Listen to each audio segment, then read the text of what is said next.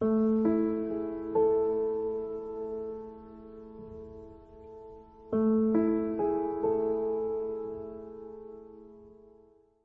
este viernes recemos con el Evangelio según San Mateo, en el nombre del Padre, y del Hijo, y del Espíritu Santo. Cuando los fariseos se enteraron de que Jesús había hecho callar a los saduceos, se reunieron en ese lugar, y uno de ellos, que era doctor de la ley, le preguntó para ponerlo a prueba: «Maestro, ¿cuál es el mandamiento más grande de la ley?»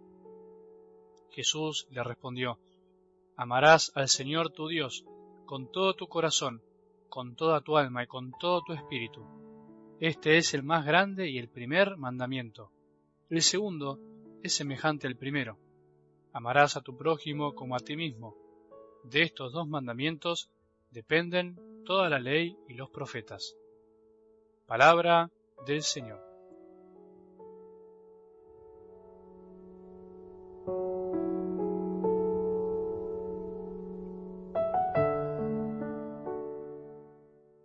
Los silencios son más decidores que 1000 palabras. El silencio habla también, solo hay que saber escucharlo o interpretarlo. Los silencios de los otros hacia nosotros y los silencios nuestros con nosotros mismos. Son silencios necesarios, son silencios que ayudan en la medida que intentamos escuchar lo que quiere decir esa ausencia de sonido. El Evangelio es también una escuela de silencios que dicen cosas muy importantes. Dios no es verborrágico, Jesús tampoco lo fue, y por supuesto el Evangelio refleja el modo de hablar de Dios. Habla lo que es necesario, no habla de más, no habla por hablar y calla cuando debe callar. ¿Pensaste alguna vez en los 30 años de silencio de Jesús? O sea, 30 años de vida familiar sin salir a hablarle al mundo. Para nosotros es como una pérdida de tiempo, sin embargo, es lo que eligió Jesús. Fue un modo de decirnos algo también.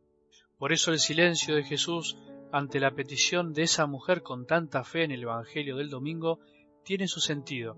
No es un silencio caprichoso. Decía sí, pero él no le respondió nada. Ante el pedido de ayuda a Jesús no respondió nada.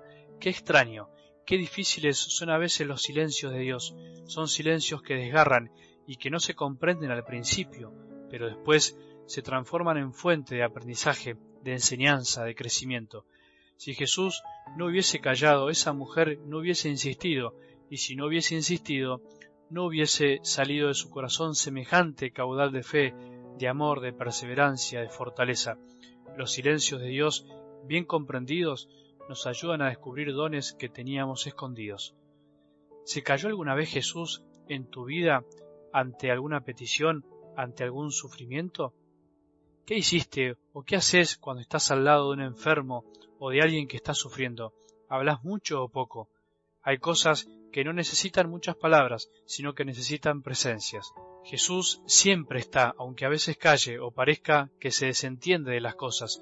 Él no quiere hacer por nosotros aquello que podemos hacer por nosotros mismos. Él quiere que saquemos lo mejor de nuestra interioridad, y eso se da muchas veces en los momentos límites, en los momentos duros, en los momentos donde Dios no nos contesta.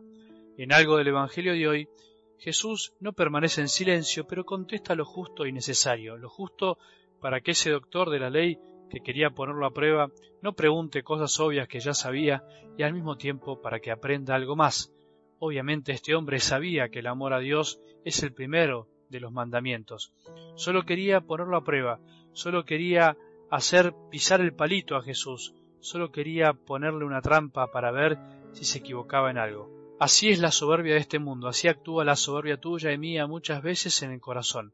Preguntamos sabiendo la respuesta, pero para poner en evidencia al otro, para descubrirle el error al otro, para que el otro se equivoque y quede expuesto. Ese tipo de preguntas no tiene la finalidad de crecer, de aprender, sino de quedar bien a costa de los demás. ¿Cuántas de estas preguntas andan circulando por este mundo? ¿Cuántas veces este mundo soberbio, nuestro corazón orgulloso, pregunta para ponerse por encima del otro? Pregúntate si a veces no actúas así con tus hijos, con tus amigos, con tu gente, con tus compañeros. El mundo hace así con la Iglesia, busca ponernos a prueba. Sin embargo, con Jesús no se puede. Jamás pudieron encontrarle un error. Es más, Él aprovechó esos momentos para enseñar algo mejor, algo más profundo.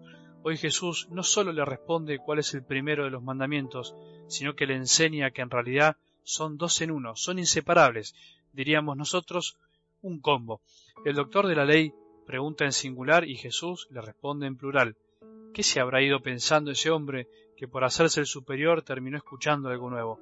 ¿Qué estarás pensando vos al escuchar estas palabras de Jesús?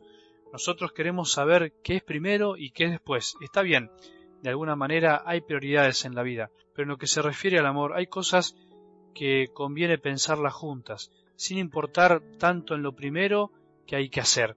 Al amar a Dios, amamos a los demás, y al amar a los demás, amamos a Dios. Esa es la cuestión. Por eso dice San Juan que quien dice que ama a Dios que no ve y no ama a su hermano que ve es un mentiroso. Así de sencillo. A nosotros nos encanta separar y distinguir, pero Jesús vino a unir lo que en realidad no se puede separar. Se ama a Dios en todo y en todas las cosas, especialmente en los demás. Todo fue creado por Dios y para Dios, y amar lo que Dios creó es amarlo a Él, es respetarlo a Él. No es tan complicado, somos nosotros los que la complicamos.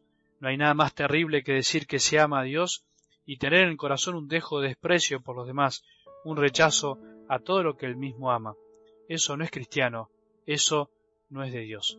Que tengamos un buen día y que la bendición de Dios, que es Padre misericordioso, Hijo y Espíritu Santo, descienda sobre nuestros corazones y permanezca para siempre.